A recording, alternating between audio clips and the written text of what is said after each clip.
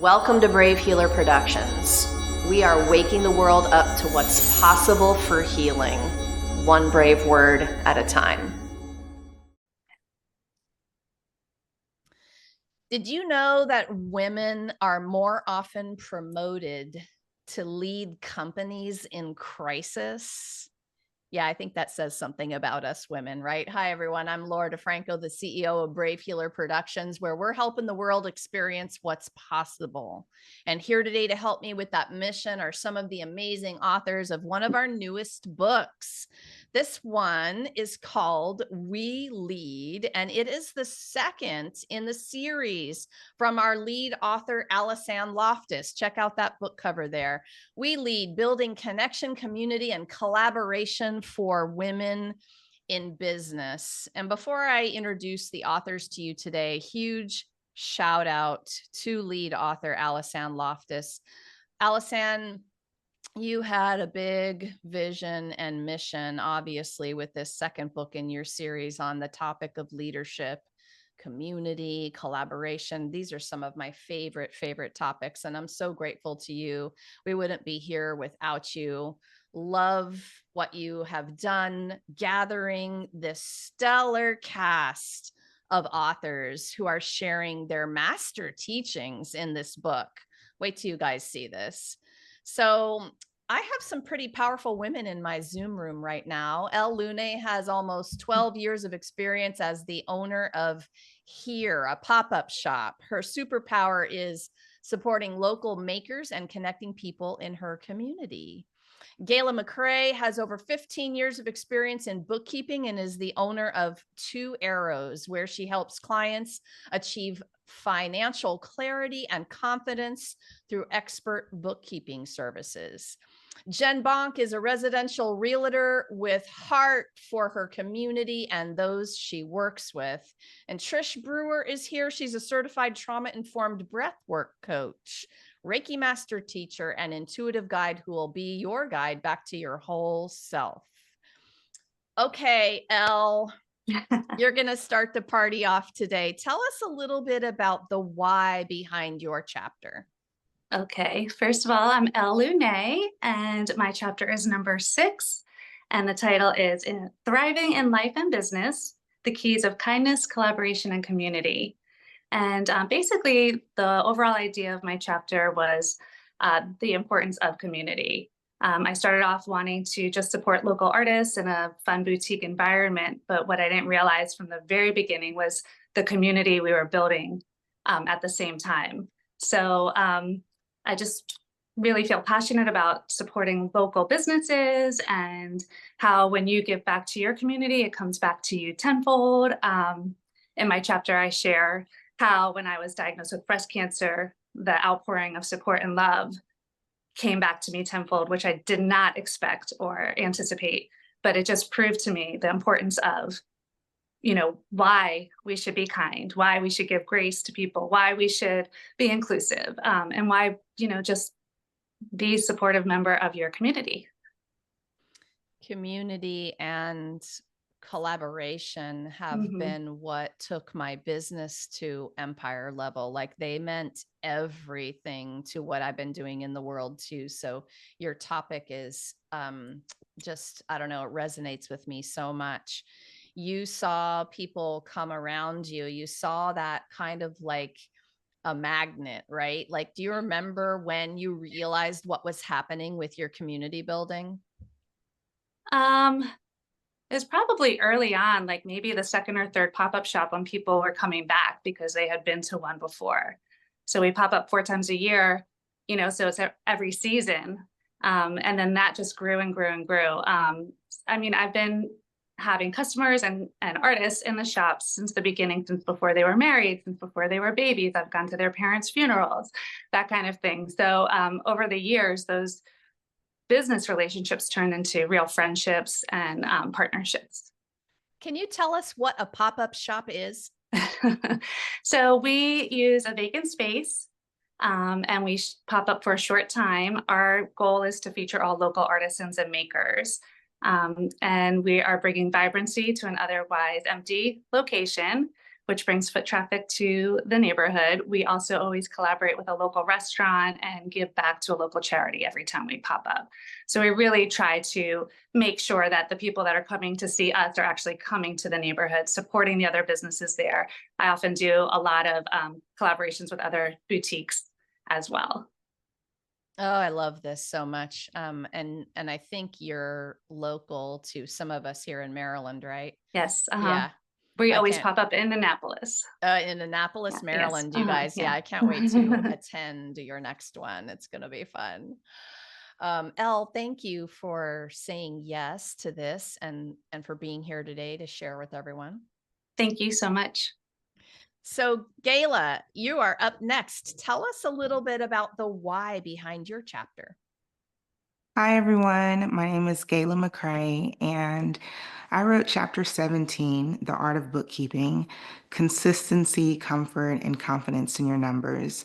I wrote this chapter because I knew how important it is for not only business owners, but really women in business to feel comfortable and confident when it comes to making decisions based on what's actually going on in their business, the numbers behind everything. And there's nothing that warms my heart more than knowing that one of my clients or anyone who understands the numbers in their business can go forward and do what they want to do, hire that new person, continue to scale, go on that vacation they want to go on, or whatever is motivating them in business. So I wanted to talk about that and help people get there if they're not there already.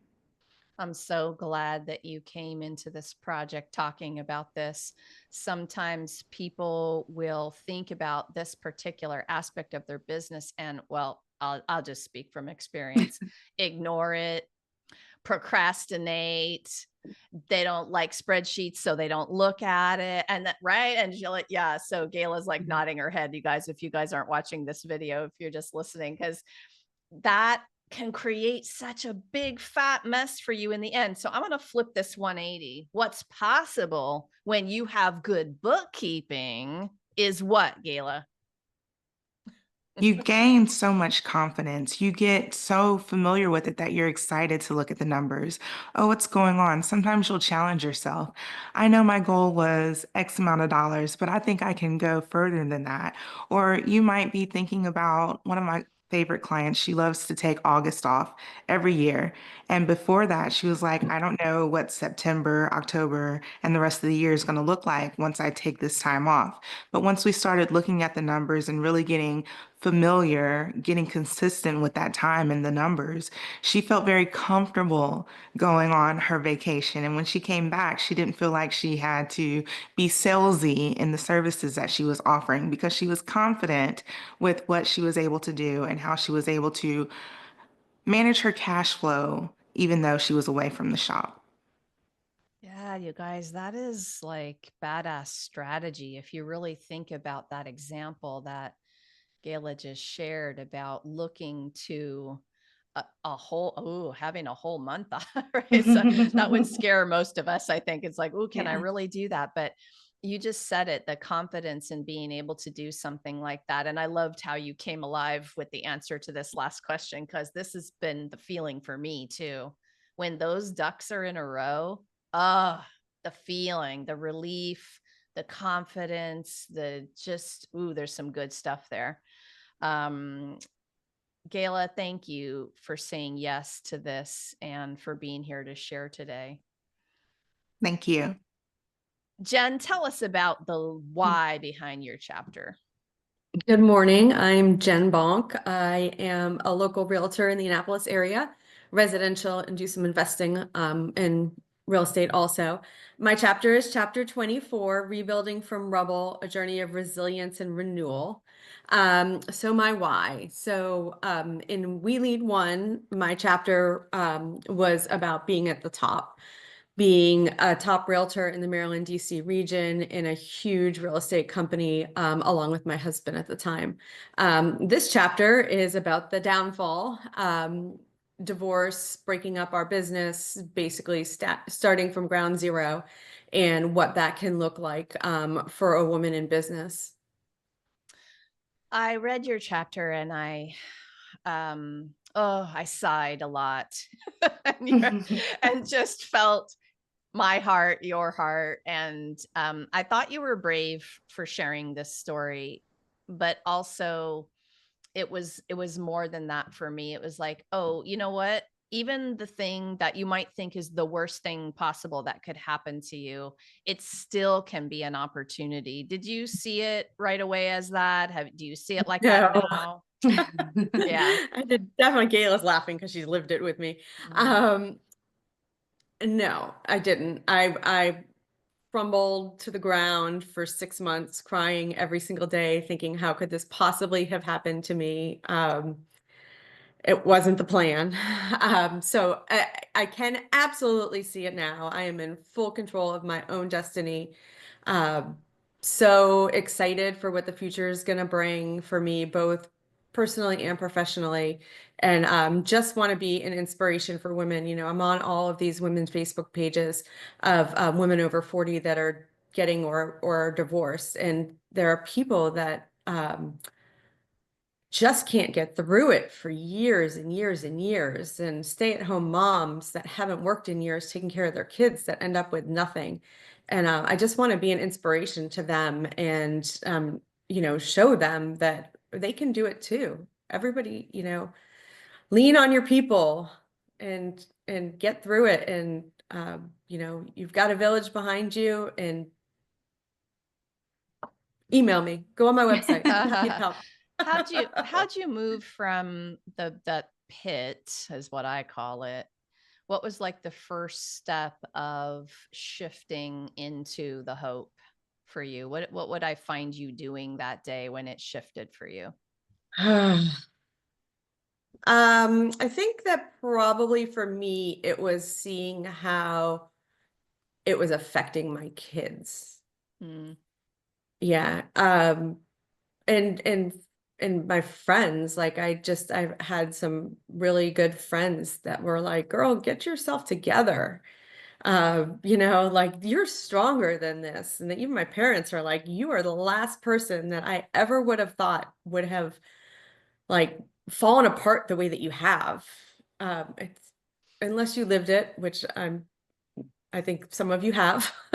um, it's just something that you don't expect, or at least in my situation. And just the support and looking at my kids and saying like, okay, like what he did caused a lot of this, but now I'm dragging it out.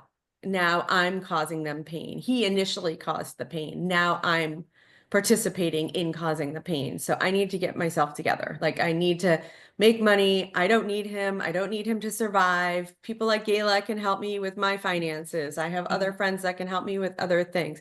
I went from not knowing a thing. Like women, if you're listening to this, know your finances, know like my husband took care of all of that. I leaned on him for all of that. And suddenly I was on my own with, having a mortgage and having to keep my books for my business and having to write contracts for my business and do paperwork for my business, all of the things that he did for our business that I did not know how to do. So, I mean, learn from my mistakes, people. Please. I know that's not the point of this, so I apologize for my tangent there, Laura. No, I mean, whether it's the point or not, it's an important thing to help empower women and help them understand that they can take that power and control back, and the independence that can come from something really devastating. It can be real and amazing. Jen, thank you for not just for saying yes to writing again in this book, but for being brave about your story. Thank you for being here. Trish, tell us your why. My why is the breath and connecting back to the breath so that you can connect to your center and keep yourself grounded. And I'm on this mission to share that we have that power within ourselves. We don't have to look to anything external. When I decided to leave the corporate world and start this journey of entrepreneurship, there was a lot of internal noise, but also a lot of external noise. And I found that reconnecting to my breath was what really helped me connect and keep me centered and grounded, and reminding people that they have that power within themselves to realign to their purpose and to their center and to their higher power. And it all exists within themselves and their breath. So I think breath work has probably been my go-to for immediate response for anything stressful, because the brilliance of it is that you can, you're breathing all day long anyway. You can do it anywhere without anyone really knowing you're doing anything particularly special, but it can be such a powerful nervous system regulator and calming tool. Do you remember a time when you first accessed that tool, and what was happening that you decided that this was the path for you? Oh, well, yes, I distinctly remember the first time I accessed it, and it was not one of the calming breath techniques that broke me wide open. Because there are, I just want to be clear that there are two different categories of breath work, and I'm always very clear on that. You have those calming breath techniques, the 4-8, the 4-7-8, the box breath. Those are breath tools and techniques that we use in our everyday life to keep us regulated. And then there is breath work that cracks you wide open, that active breath work healing. And that's what cracked me wide open and actually just changed the trajectory of my life. And that day in that June day in Stratton, Vermont, I moved more in that 45 minutes than I think I did in a decade of therapy. I'm so glad you brought up the difference. And I'm going to just do a quick repeat summary because I want our listeners to understand, because breathwork has been a hotter topic.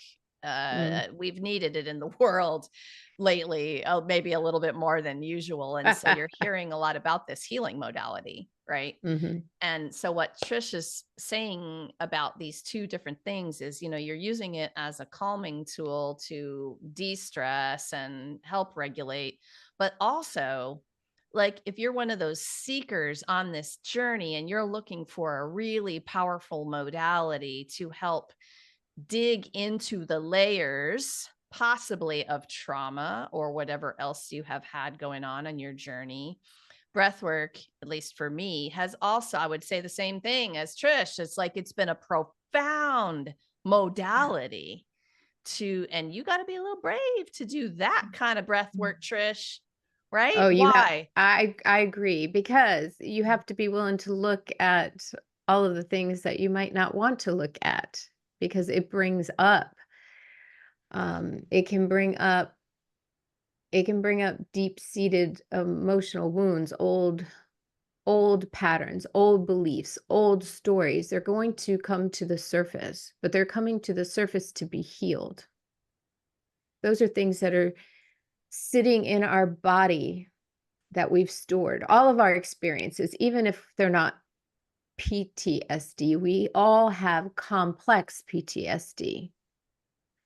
And those are experiences that make up our lives. You're not going to get through life without that. We are made up of our experiences, whether it's our English teacher that told us way back then, that we are not a good writer, right? Or someone that told us that, or maybe our mother was very busy and she couldn't look at our art project and said, "Not now," and dismissed us when we wanted to show her something that we drew, and then we never wanted to draw again, right?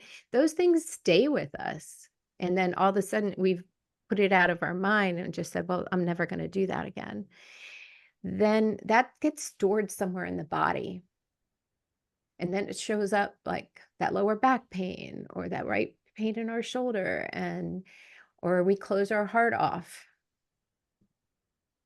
And unless I love my therapist, don't get me wrong, I have a regularly scheduled appointment with my therapist. This is a modality that active breathwork healing is a modality that is helpful alongside that cognitive behavioral therapy. And now we know from therapists like Peter Levine or my favorite Vessel Vanderkok, who's Dr. Vessel Vanderkok, who wrote The Body Keeps the Score, that we're storing this in our body.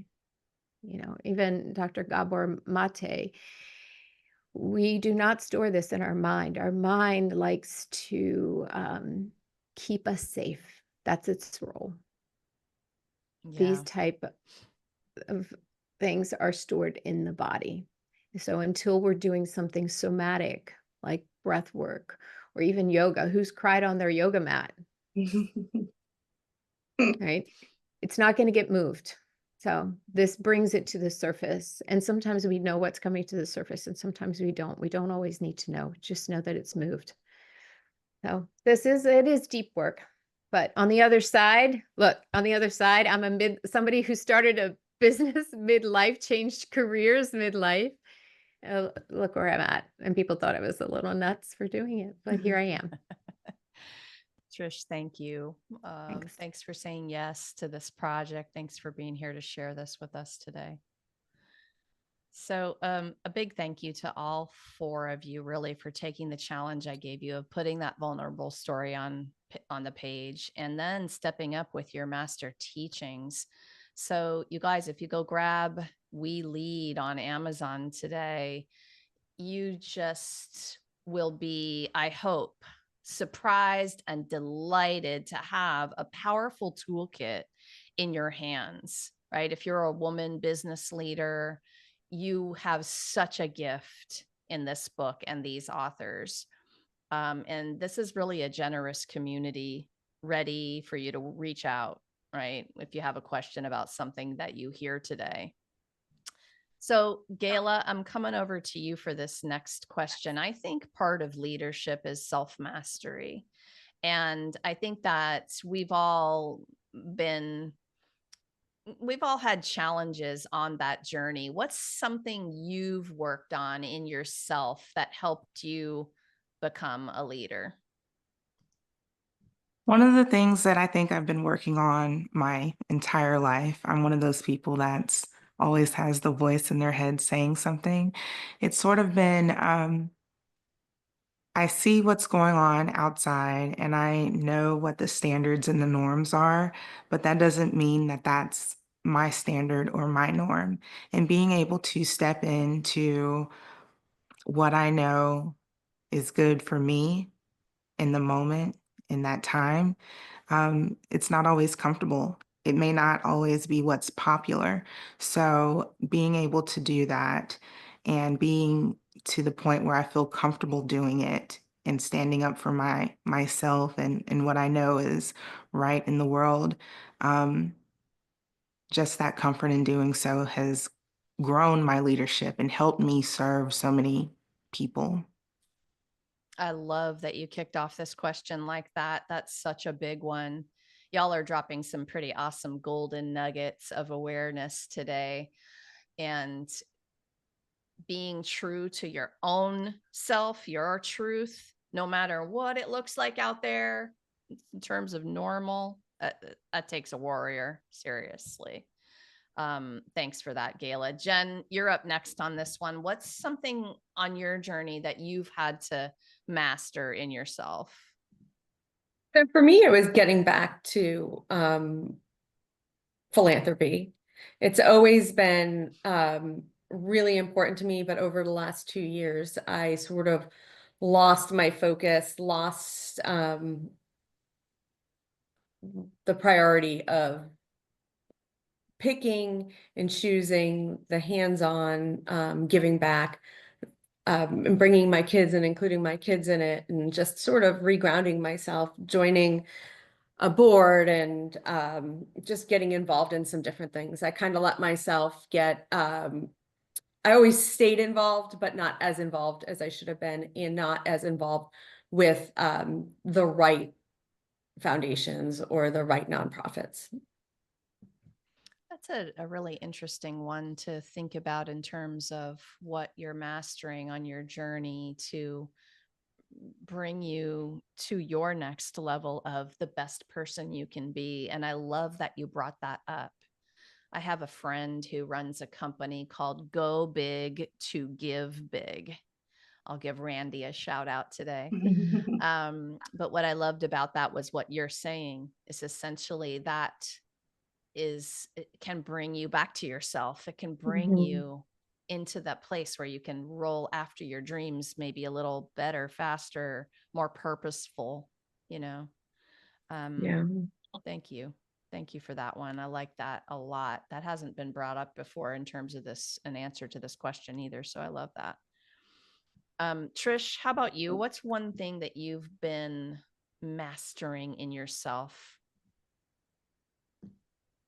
Probably self-care and finding that balance between taking care of others, my family, and then remembering that, I need to replenish.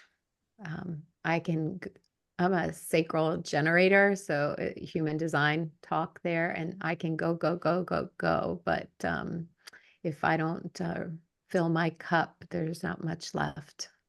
So, and yeah. Oh my gosh, who else is mastering self-care? Like, I think that one just, right. It's just going to go forever and we're going to get better at it. And some months are going to be not so great. And, so yes, please, everybody listen to this one, right? Mastering your practices of self-care. I think that is, it's survival and then it's thriving. It's about thriving. Yeah, All right. thriving. Yes. Elle, for you, what is the one thing you've been mastering in yourself? I would say giving myself grace the way I give other people grace. The older we get, we're in the sandwich generation. So I have, 18, 21-year-old on one hand and my aging mother on the other, whose health is declining.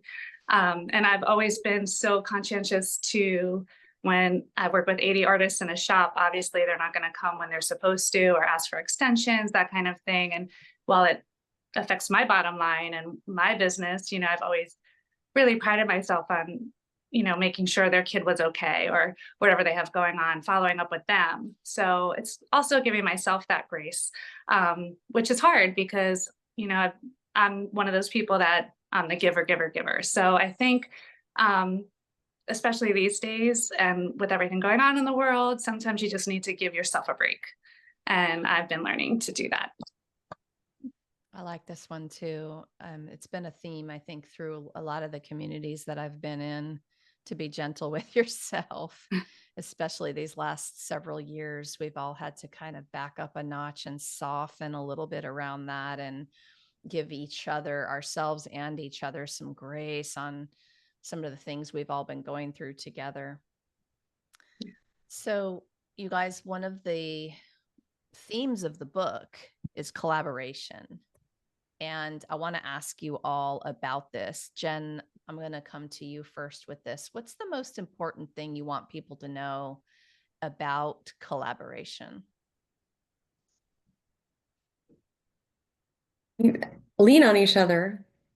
Take each other's advice, use each other's network. It's so important.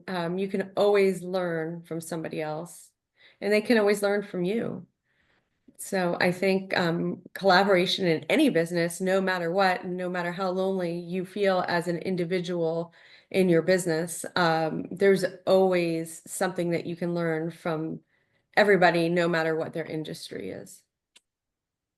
And how powerful that collection of wisdom is, right? Mm-hmm. Yeah, absolutely. Like, we can't know everything, even though, I don't know, once upon a time, I think somebody must have tried to teach me that doing it alone was success. And then when I finally learned it's the complete opposite, my life changed, right? Mhm. Yeah. I love that. I love the way that you're starting this one off. This is so important for people to understand. If I had learned that sooner, I would have been farther sooner. Trish, how about you on this one? What's the one most important thing you want people to know about collaboration for you? Yeah, I agree with what Jen said. And to me, I always go into collaborations trying to keep an open heart, an open mind, and making sure our values are aligned too. So I think it's important to find find the right person that lines up, right? The collaborators that kind of align with you, but going in with that open-mindedness and open heart.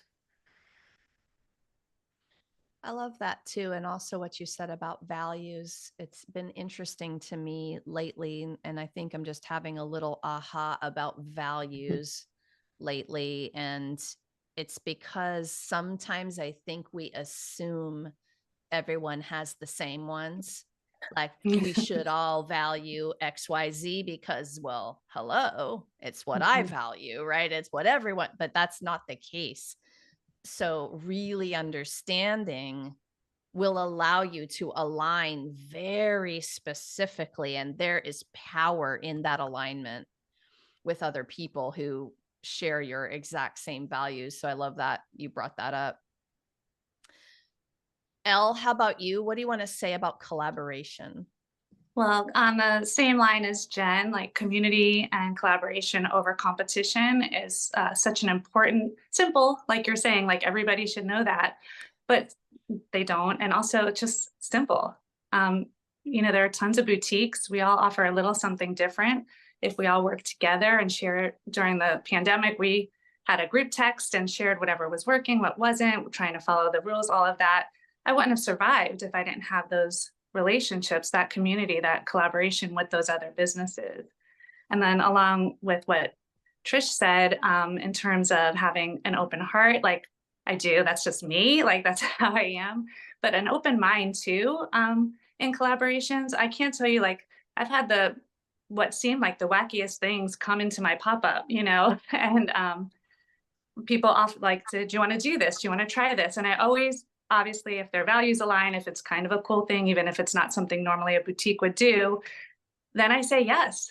And amazing things happen. People come, connections are made, friendships are formed, and a lot of fun is had. So, I think an open heart and an open mind and collaborations are really good. Like you don't have to stay in your box or what the box other people think you should do. Yes, amen to that for sure. Okay, Gayla, I know it's hard to go last on these because all of y'all are sharing such brilliant, amazing things, but what's collaboration meant for you?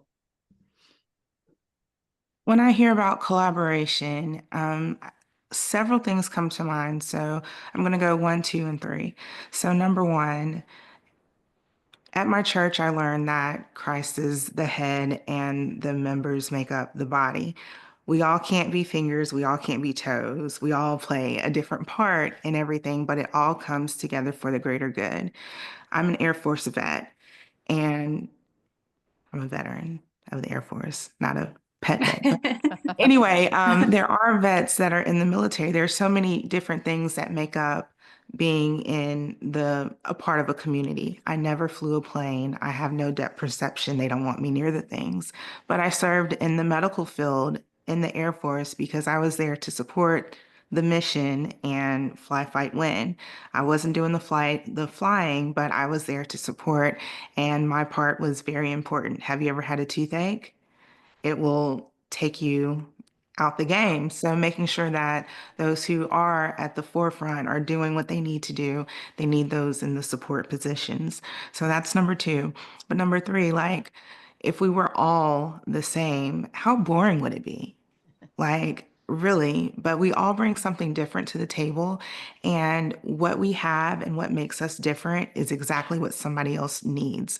We complement each other, and where someone else is strong, it may be something that you need, or where you're strong, it might be something that someone else needs. So I know I'm going at the end, but what I would love to say is just that we all play a part. We're all so important, and we are needed to make the collaboration successful, each and every one of us. Yes, really powerful message on that one. And now I'm thinking of the parts of a body, including the teeth. Gonna give some love to our dentists, right? A toothache can take you down immediately. Um, I said it earlier, but collaboration and that community has meant the difference between a business and an empire for me. So collaboration, thinking about needing and wanting all of our unique voices, because not everybody is going to speak to someone. You're going to hear the message in the way you need to hear it. So we need all the ways. We need all the ways to speak it. And I love that all of you powerful women are coming together for this particular book and this series, because we need all of those voices, right?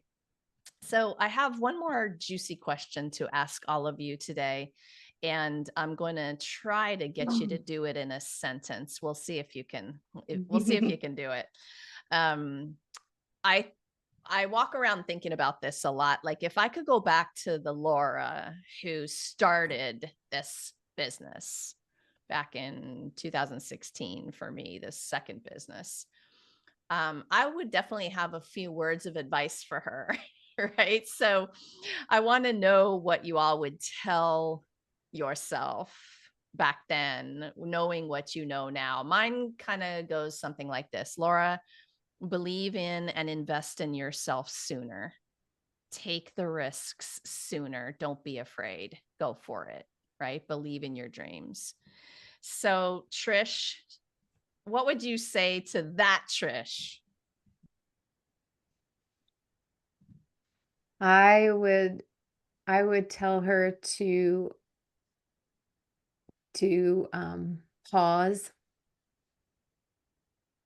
do it sooner, take a few more deep breaths, and quiet that external noise along with the internal, but also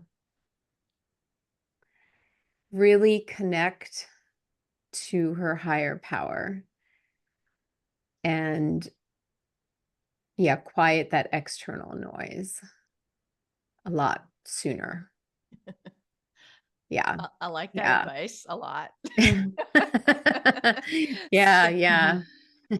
I think that this book full of powerful women all share a little bit of that issue. It's like, we are creative, powerful women, and those things are going, man. We have creative ideas coming in our mind, but worries and fears too, and all the things, right? So I love what Trish is saying in terms of that advice, because I would have done it as well, Trish. I would have come to my center, gotten still there, and connected with that power way sooner.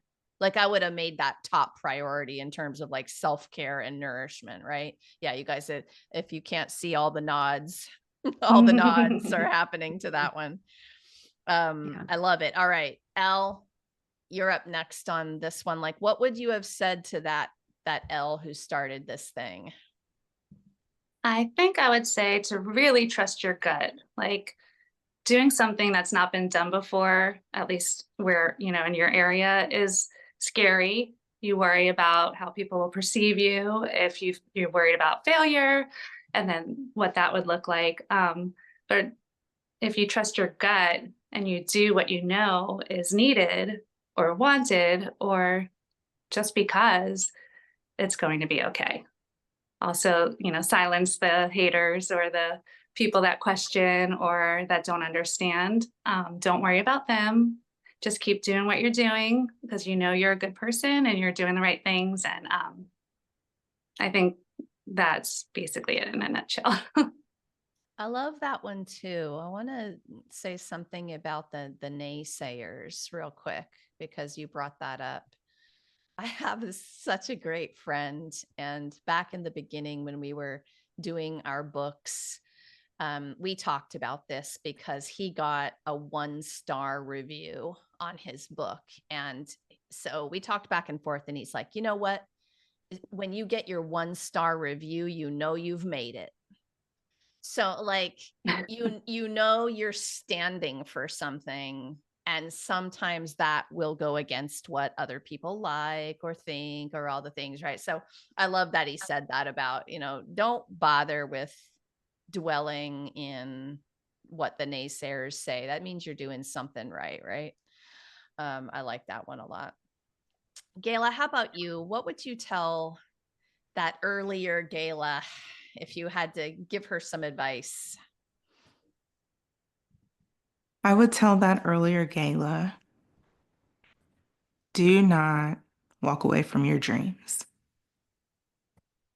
Stick with it, go for it. If nothing else, you'll learn from it. That's a powerful one. Don't walk away. A lot of people walk away right before it's about to get good. And what have you've been up against that a few times maybe, Gayla? Yeah.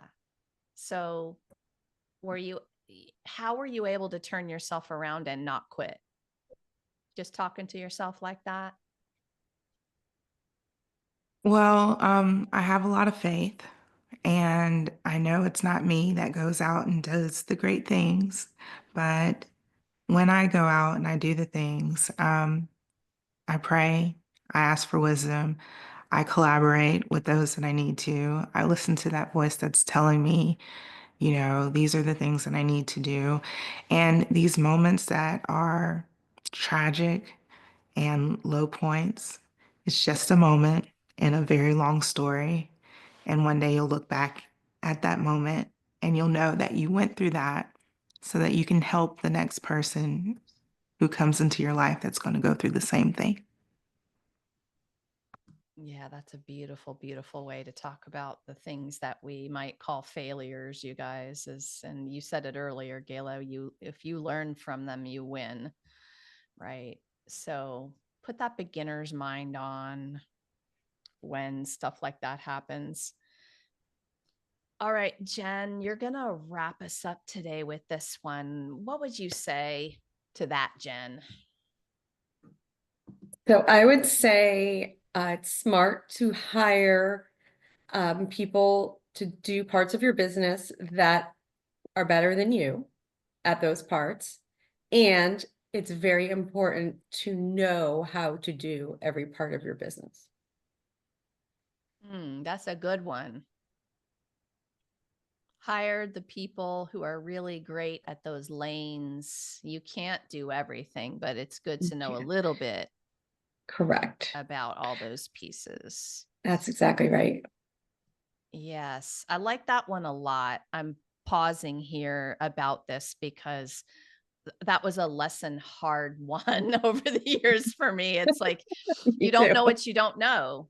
Like, yeah, and you can be taken advantage of sometimes. And so gather the smart people around you, hire for the thing you are not meant to do.